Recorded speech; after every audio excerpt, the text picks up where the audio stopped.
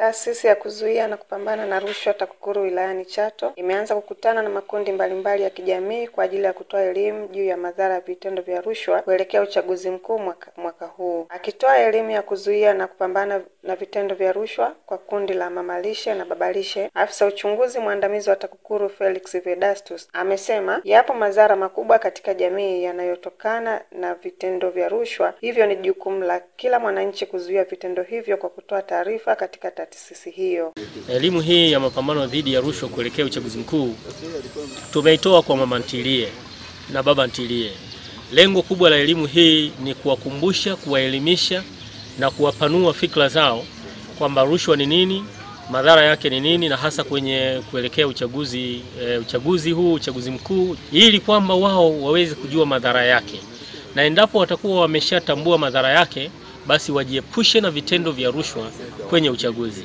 Maana kwenye uchaguzi tunategemea wananchi wachague viongozi walio bora, viongozi waadilifu, wenye uwezo wa kuwatumikia, wenye uwezo wa kushirikiana na serikali, na wenye uwezo na wenye kutoa ushirikiano mzuri kwa serikali kwa maendeleo yao wenyewe.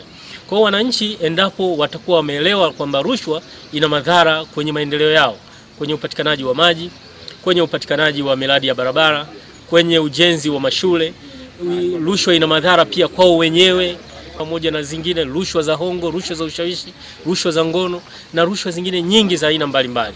Kwa hiyo tumewakumbusha wananchi na mama ntilie hawa kwamba wasijihusishe na vitendo vyovyote vile vinaohusiana na kushawishiwa kutoa na kupokea rushwa kwenye uchaguzi mkuu. Kwa upande wa baadhi ya mamalishe na babalishe waliopata elimu hiyo, wanaeleza namna watakavyokwenda kuitumia katika jamii na wazunguka. Nashukuru kwa elimu hii ambayo nimeipata kutoka TAKUKURU, elimu kwa ajili ya kupambana na rushwa, kwa ajili ya kupambana na ufisadi wote unaoweza kujitokeza katika jamii yetu. Sisi kama wananchi tunapoipata kwa namna hii tunakuwa tunajivunia sana.